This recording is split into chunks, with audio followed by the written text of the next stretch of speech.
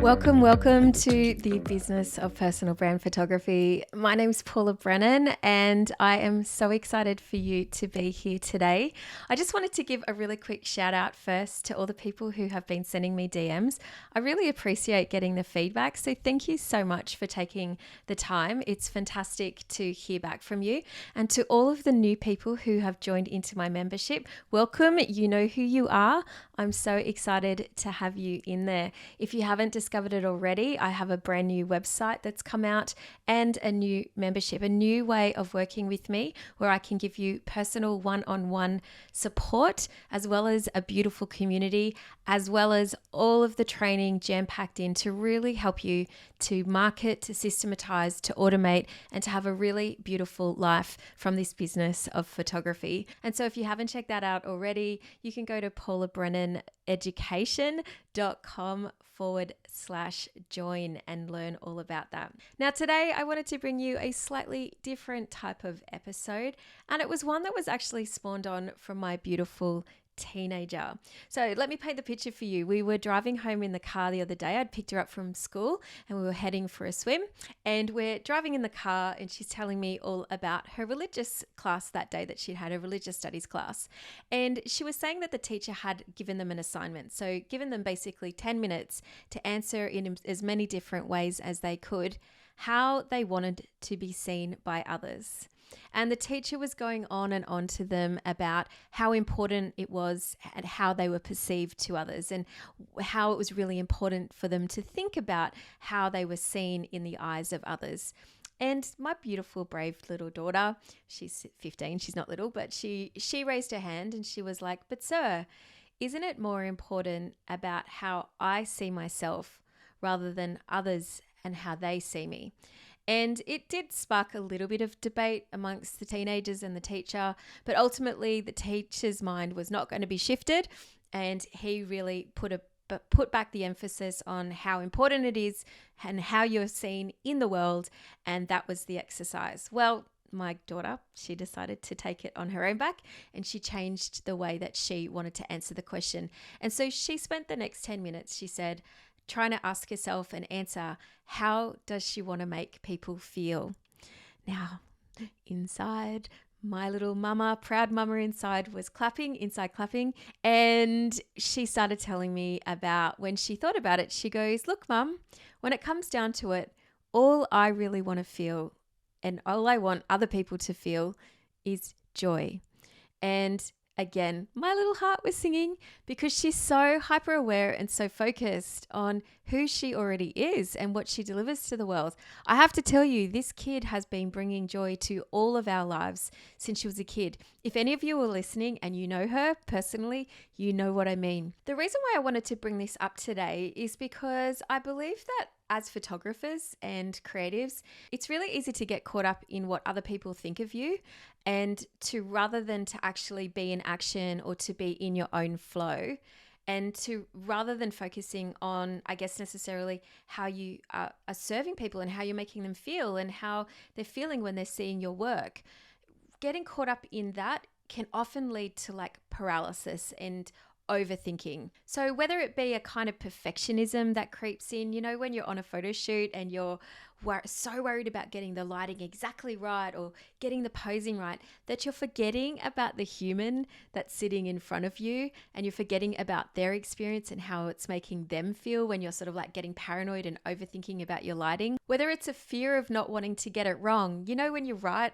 something like a beautiful blog, or maybe it's a post that you've written, but you don't post it because you're so afraid of what other people will think if you share it, that it stays hidden inside of your laptop and it never sees the light of day. Or maybe you're stuck overthinking on whether your maternity photo that you took, that beautiful maternity photo, can go next to that gorgeous personal brand photo on your Instagram, and you get caught worrying and thinking whether people will think it's jarring and it's just too much. Don't worry. I think we can all get caught into this phase of just like completely overthinking it and worrying what other people are going to think about us. It's perfectly natural. But what I want you to tap in today is more about the feels, because when it comes to positioning you and to creating your personal brand and really helping you to stand out, These are the fundamental questions that you need to start asking yourself. What do you want people to feel about you, your work, and your experience? Now, this is something that's usually innately built within you. It's usually something that you're already doing, you're already making people feel a certain way, but maybe you just haven't tapped into it yet. I know for me, my own special sort of flavor or my own special sauce is that I really help people to feel comfortable. I think it might have something to do with the fact that my brother was severely disabled and I was always trying to make him feel good in his body because his nature of his body that didn't work necessarily the way he probably could have or would have liked to have. It didn't work for him. So I was always trying to make him feel more comfortable. This translates for me. I know that when I'm with a photo shoot, I'm always kind of, going and running to try and get someone some water, or I'm testing out a pose before I sit them into the position so that I can see if it feels comfortable for me. I'm always turning on air conditioning. I'm just always tuned in to whether my clients feel comfortable. The same goes socially. I can always sort of feel in the room whether somebody's uncomfortable, and I'm usually trying to alleviate that discomfort for them. And I find that when I'm in conversation with people, especially when I first meet people, that they instantly feel comfortable enough to start literally telling me their entire life story. That level of me helping to make people feel comfortable translates throughout my entire customer experience. And of course, it helps them to feel confident. And so you'll find that a lot of my photos, people look relaxed. They look comfortable. They don't look awkward. The poses don't look awkward or stiff. And so I'm going to ask you to ask yourself, what do you know that people feel when they're with you? What do you know that you help people to feel when they're on a photo shoot with you? Now, a best way to find this out for yourself is that usually your clients will give you the feedback. So if you go back and read your testimonials, read the text messages that they send you after the photo shoots, ask them how they feel. It's simple. You can usually deduct it from your clients if you're not sure. Or else you can go back into your childhood, go back into your teenage years like I've done with my daughter here, and you can definitely get an understanding of how you make people feel.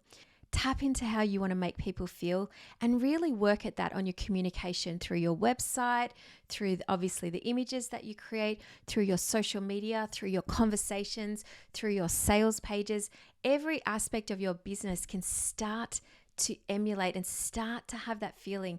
And if you go into everything that you do then with that core focus of how you want to make people feel, trust me, you are going to have customers that are going to keep coming back again and again.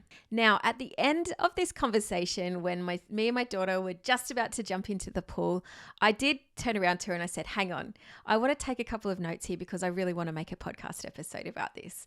And I asked her permission, of course, because you have to when it comes to teenagers. You're not allowed to share things without their permission. And so she turned around to me and she said to me, Mum, she goes, I am epically wisdomous, aren't I? Now, the irony of that, really, right? No, but I do believe that there is wisdom to be drawn here from my teenage wisdom here that hasn't got that kind of garbage or that baggage that's slapped on it from years and years of conditioning in order to worry about what other people are thinking about us, right? That whole don't worry about what the neighbors think and all of that. No, what I want you to focus on here now is the wisdom of the teenager. How do you want to make people feel? Because yes, as photographers, it's very important in how we make people think about our work. But really, it's really, really important to make them feel too. If you haven't already, make sure you hit that subscribe button so that you can keep up to date as we drop more videos just like this one. When you're so salty.